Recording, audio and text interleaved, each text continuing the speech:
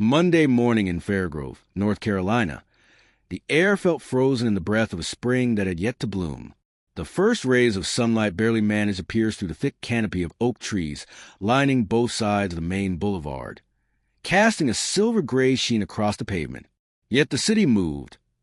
Cars packed bumper to bumper, horns blaring in rhythm with the drip of coffee from sidewalk cafes. Everything seemed to be in motion, yet going nowhere. Leona Tate stepped out of a sleek black sedan, the sharp click of her heels tapping against the pavement in steady rhythm. Every step she took was a statement.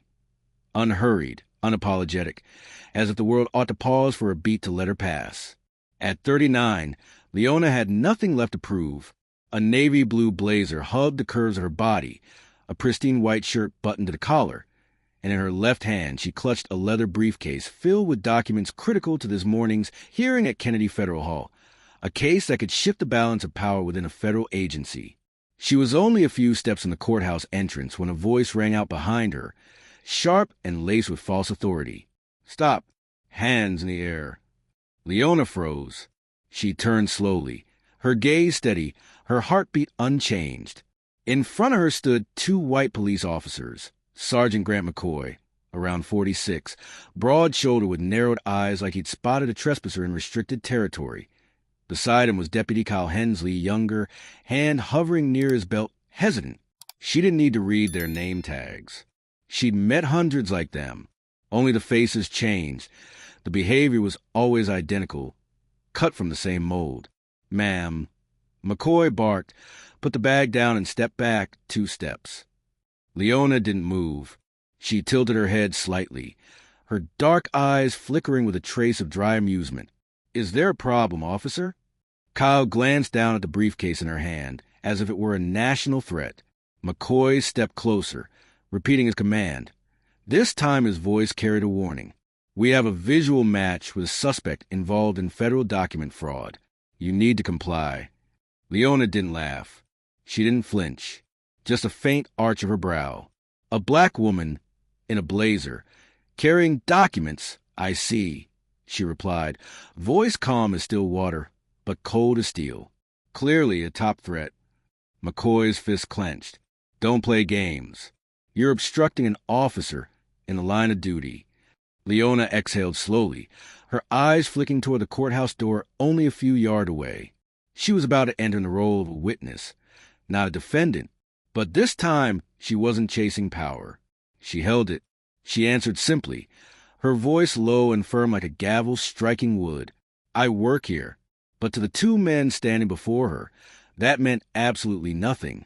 Leona remained exactly where she stood, eyes locked onto Sergeant McCoy's, unflinching, unwavering. From the inside pocket of her blazer, she calmly pulled out a federal identification card, held it up in front of her, and spoke in a steady but unmistakably clear voice. "I'm a senior national security advisor, invited to testify this morning in room 9 of Kennedy Federal Hall. This is my federal ID." The plastic card caught the early sunlight, gleaming with raised print and the official seal of the Department of Homeland Security. But McCoy only gave a passing glance before shaking his head in open contempt. "I've seen plenty of fake badges. You think throwing on a blazer and printing a logo fools us?" He turned to Kyle. "Cuff her." "Hold on," Leona said. Her tone stayed calm, but now her eyes flickered with warning. "I'm requesting you verify my identity through the internal system. You have no authority to detain me without." McCoy stepped closer, his stare pressing against every word she spoke. "We have authority when there's suspicion, and you're resisting." Without another second's pause, he snatched the briefcase from her hand. Leona took a small step back, but didn't resist. "That briefcase contains classified material for the hearing. If you break the seal without a warrant, you'll be held accountable." But her warning was swallowed by the cold metallic click of handcuffs locking around her wrists. Kyle stood behind her, his hands slightly trembling as he secured the cuffs. His face remained stern, but the hesitation in his movements didn't escape Leona's notice. He was young, perhaps not yet hardened by power or prejudice, but he still followed orders. Because silence, too, is a choice. She didn't struggle. She didn't scream. She simply pressed her lips together and kept her eyes fixed on the courthouse door, the place she was meant to walk into as a defender of justice, not be dragged away like some nameless criminal. McCoy shoved her toward the patrol car. "You're under arrest for impersonating a federal officer and falsifying government documents. Anything you say will be recorded." Leona let out a dry laugh, sharp and humorless. "Good. Record everything. So when I reclaim my position, everyone will hear every word for themselves." When the door slammed shut behind her, the sound echoed like a verdict. But for Leona Tate, this was only the prelude, because she knew better than anyone. Real power isn't in the cuffs. It's in what comes after. The holding cell at the Fairgrove Police Department was bathed in cold fluorescent light. The aging concrete walls didn't just trap humidity. They held injustice in every crack. Leona Tate sat upright on the steel bench, hands resting neatly on her lap, eyes fixed on the unlocked iron door, as if she were waiting for a meeting, not being held without cause. From a hallway just outside, Sergeant Grant McCoy's voice drifted in, low, but not discreet enough. We'll say she presented fake credentials, that she tried to impersonate a federal agent. What about the briefcase?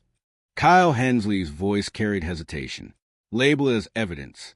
Move it to the evidence room before anyone gets a chance to inspect it. Trust me, no one will reopen this case if we take control from the start. Leona tilted her head slightly, her eyes still fixed on a crack in the wall. Every syllable was as clear to her as if they were whispering right beside her.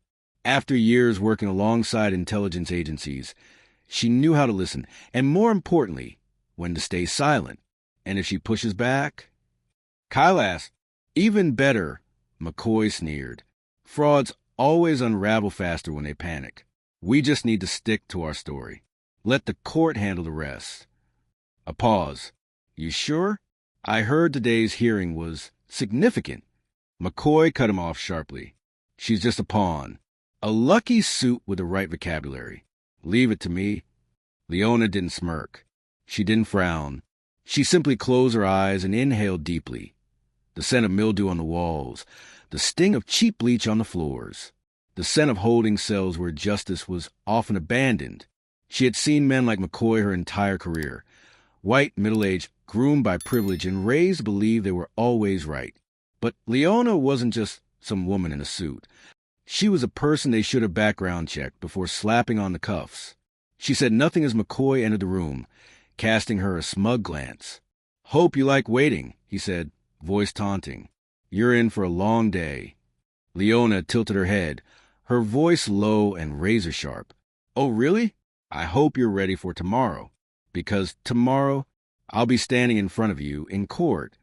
McCoy froze for a half-second, then laughed, convincing himself it was nothing more than a hollow threat.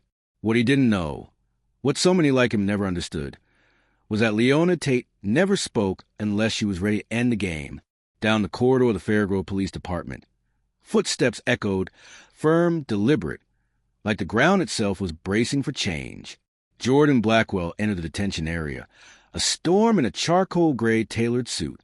His deep red tie knotted with purpose, a silent declaration of war. In his hand, a worn leather briefcase.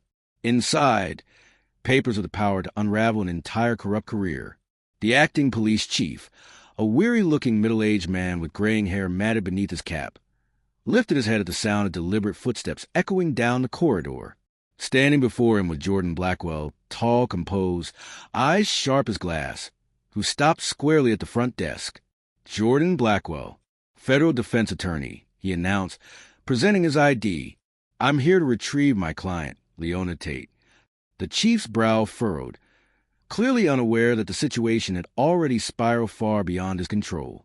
"She's being held for questioning regarding." Jordan didn't let him finish. "She is a federal security advisor, and your officers have just placed themselves in the center of a lawsuit bigger than this entire precinct." The air in the room chilled instantly. The chief swallowed hard, his gaze faltering. From a back meeting room, Grant McCoy and Kyle Hensley stepped out, both wearing stiff expressions of false composure.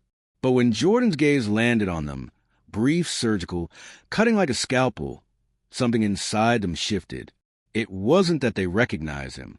It was that, for the first time, they were facing someone who wasn't afraid of them, and that threw them off balance. "You want to see Miss Tate?" one of the duty officers asked quietly. "I do," Jordan replied, "and I expect to see her unharmed." The cell door opened. Leona stepped out slowly, her posture upright, her movements calm, untouched by the long hours of illegal detainment. She didn't look around until her eyes met Jordan's. A slight nod passed between them, not one of rescue, but of shared purpose, the kind of recognition forged from years of trust that needed no words. She turned to face the two officers who had wrongfully detained her. No anger, no grimace, just a gaze, cool, clear, and sharp as a blade. A warning, not a threat. Jordan placed a thick folder on the desk, his eyes scanning the room one by one. "My client is a federally appointed security advisor under the Department of Justice's Office of Investigative Oversight. And what you've done here isn't just unlawful detention.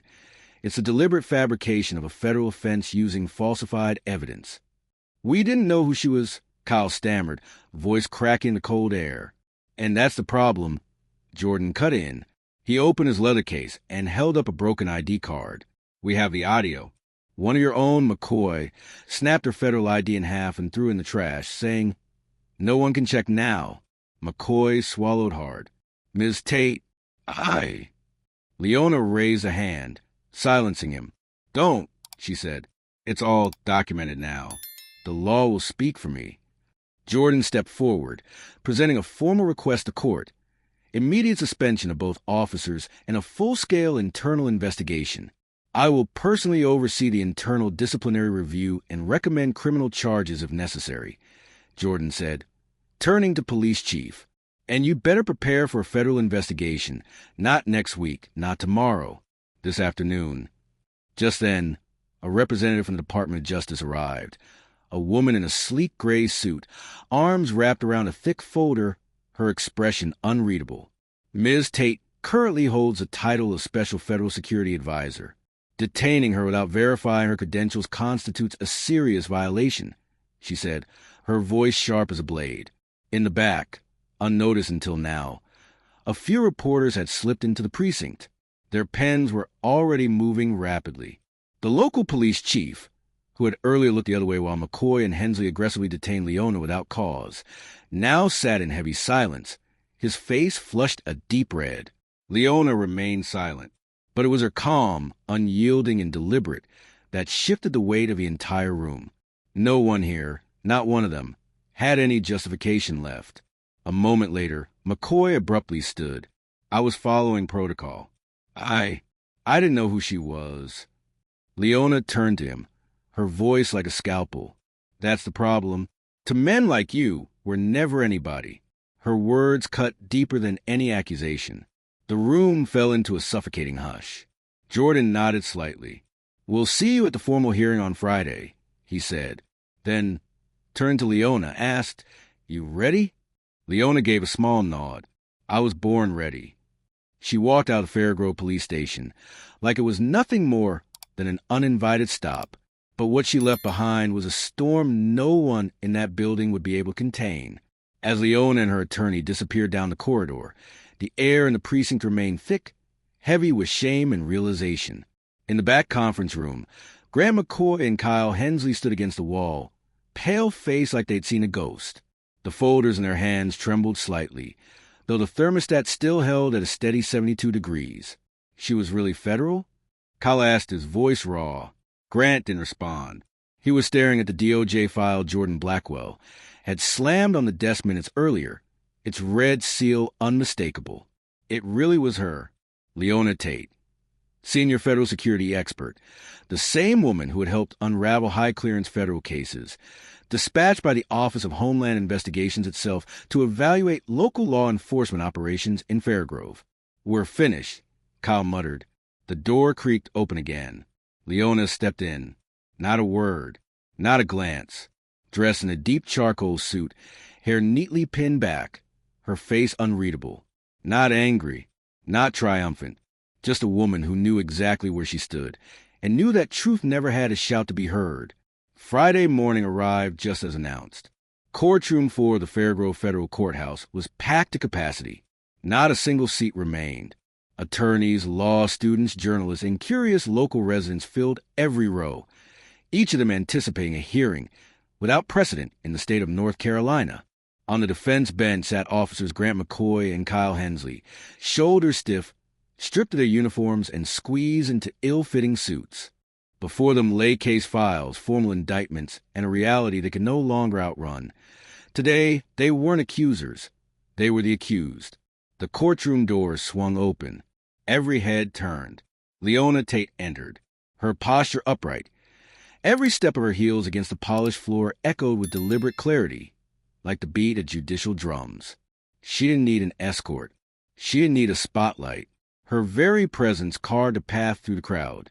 Her black tailored blazer fit like armor, quiet, sharp, and unmistakably in control. No one mistook her for a victim. Not today. Today, she was embodiment of truth, with credentials to match. At the bench sat Judge Meredith Lang, a notoriously strict Latina federal judge. She struck the gavel sharply.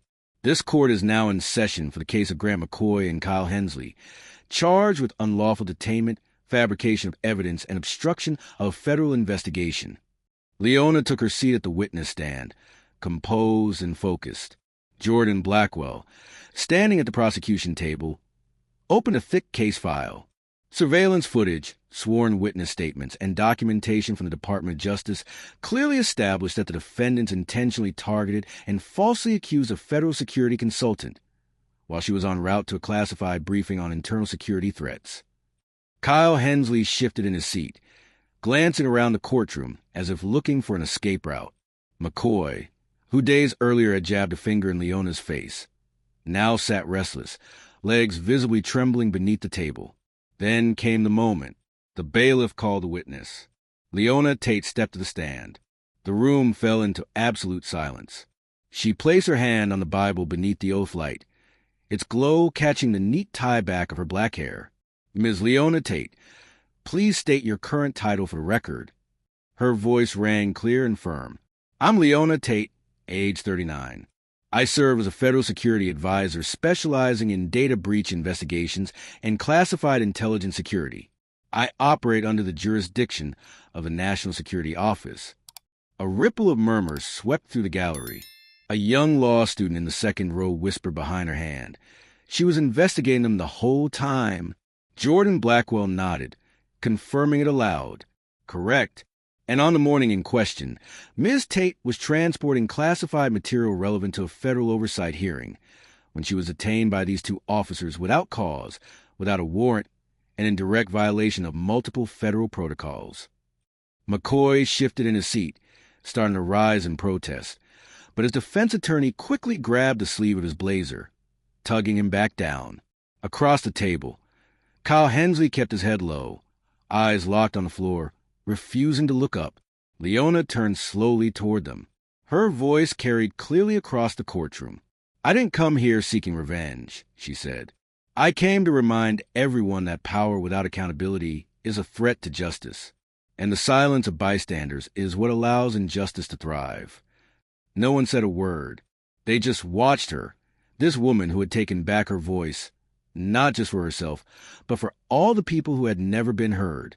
As the room sat stunned, still absorbing Leona's full identity, a courthouse media staffer rushed to the side door and made his way to the prosecution table. He handed Jordan Blackwell a small external hard drive, speaking in a whisper. We recovered and decrypted the deleted footage from McCoy's body cam. Jordan leaned over to quietly inform Leona, then moved swiftly to submit the drive into evidence. The footage was queued up for the jury. Seconds later, the room fell into a stunned silence. The courtroom monitor flickered on. The timestamp matched the morning of Leona's arrest. On screen, Officer Grant McCoy was seen snapping handcuffs onto her wrists. He turned to Hensley and muttered, "She's definitely a fake. No way someone like her works for the government. My gut's never wrong." He smirked, laughed, the tone dripping with racial contempt. Leona didn't flinch. She simply rose from the witness stand, reached into her sleek leather bag, and pulled out a slim wallet. She opened it slowly. Beneath the courtroom lights, a high-level CIA clearance badge gleamed, irrefutable, official, and devastatingly real. Her voice was steady. "This is why I don't need to scream or beg for mercy," she said. "I was here conducting a federal investigation into systemic abuse within law enforcement agencies. And you, too," she looked directly at McCoy and Hensley, "just became Exhibit A." The room erupted in gasps, quick, sharp intakes of breath. A few people even stood, not from shock, but because they understood they were witnessing something historic. Judge Catherine Rowley, presiding in place of Judge Lang for the evidentiary hearing, sat tall at the bench, eyes narrowed, voice firm. "Ms. Tate," she said, "I understand you have additional evidence to present?" Leona gave a single nod. She had no need for drama. The facts spoke loud enough. "Yes, Your Honor." She gestured toward Jordan Blackwell, who connected the hard drive to the courtroom projector. The monitor now displayed an array of internal documents: arrest reports, witness logs, and most damning, internal emails between McCoy and Hensley. The evidence hit like a punch to the chest. "This first file," Leona said, "is Officer McCoy's official report, in which he claims I resisted arrest and attempted to flee." She pointed to the screen. "But the video you just saw confirms I never moved. I offered my hands, remained calm, and said nothing that could be construed as resistance." She switched to the next document, a string of email messages. "Here," she said, voice now like a scalpel, "is a message sent just 3 minutes after my arrest. A direct quote from McCoy to Hensley. Delete the footage. We'll write it up the usual way." A stunned voice called out from the back of the courtroom. "Oh my God!" Leona's eyes remained fixed on the jury. "This wasn't just an unlawful arrest," she said. "It was an orchestrated attempt to destroy evidence, falsify government records, and, most critically, sabotage an active federal investigation under the authority of the CIA and the Department of Justice." Leona paused just long enough, one deliberate beat, to let the tension stretch taut across the room. "Your Honor," Jordan Blackwell interjected, his voice crisp and unwavering, "the prosecution formally moves to charge Officers Graham McCoy and Kyle Hensley with the following: filing false reports, tamper with evidence, obstruction of federal investigation, and deprivation of civil rights under 18 U.S. Code Section 242. The calm facade of both officers collapsed instantly. McCoy's face glistened with sweat, his hands gripping the sides of his chair in a desperate attempt to maintain control. Kyle Hensley stared down at the floor, jaw clenched so tightly he looked like he might crack a molar. Judge Meredith Lang fixed him with a cold, unreadable stare from the bench. "Do either of you wish to make a statement before I rule on the motion for remand?" Silence. Not defiance, just fear. For the first time that day, Leona turned to face him directly. Her voice was quiet but surgical. "You believed your badges made you untouchable, that no one would ever question your version of the story. But today, your badge has become the very evidence that indicts you." She wasn't loud. She didn't need to be. Each word landed like a gavel strike. Judge Lang gave a single firm nod. "Remand is granted. Both defendants will be taken into custody pending formal arraignment on federal charges." The metallic click of handcuffs echoed across the courtroom. McCoy and Hensley were escorted out by federal marshals. Each footstep rang hollow, like the slow collapse of an era of unchecked power, silenced voices, and quiet complicity. Leona said nothing. She simply gathered her documents, returned to her seat, and exhaled. The war wasn't over. But for the first time in a long time, the truth had found its voice. Within 24 hours, news of the Fairgrove case spread across North Carolina. The officers once praised as public servants were now the faces of a growing criminal investigation. Local and national headlines flared. Body cam scandal exposes racial profiling by Fairgrove PD. CIA operative unmasked corruption in North Carolina. Justice emerges from silence. Inside the Fairgrove Police Department, photos of McCoy and Hensley were quietly taken down from the hallway walls. Their badges, once symbols of authority, were now tagged and cataloged as evidence in a federal case. Suspension notices were issued immediately. Internal Affairs reopened disciplinary files. Meanwhile, The U.S. Attorney's Office launched a sweeping review of all arrests involving the 2 officers from the past 5 years. The community erupted. Fairgrove's black residents, long ignored and quietly mistreated, gathered in peaceful demonstrations outside the police station, not in anger, but with righteous purpose. Survivors of past misconduct began stepping forward, not to retaliate, but to reclaim what had been stolen, their dignity. But Leona Tate was not among the crowds. She didn't speak to news anchors or accept interviews. When asked, she gave the same answer. Justice isn't performance. It's the result of persistence and discipline. She didn't need praise. She didn't crave applause. All she ever wanted was for the truth to stand on its own. At her desk in the main intelligence office, Leona methodically closed the final page of the Fairgrove incident file. She stamped it with a red tag for prosecution. Then, without pause, she opened the next file on her desk. A new case, a new fight. Because for Leona Tate, justice was never about one courtroom or 2 officers. It was a lifelong mission, and the work was far from over. The downfall of McCoy and Hensley wasn't the result of vengeance. It came from something far more powerful and far more unsettling to those who'd grown comfortable behind unchecked authority, an undeniable truth. And that truth, stripped of theatrics, was what made it so terrifying. Tucked in the quiet corner of the courtroom, Judge Meredith Lang leaned slightly toward her clerk and whispered. She didn't get angry. She didn't need to. That calm, that's what shakes the system. Leona Tate hadn't shattered the wall. She simply turned a light on the cracks it had tried to conceal for years.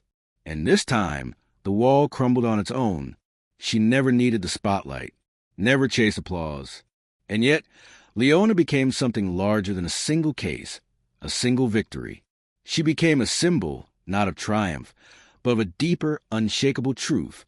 Justice doesn't need to shout to be heard. It only needs someone brave enough not to back down.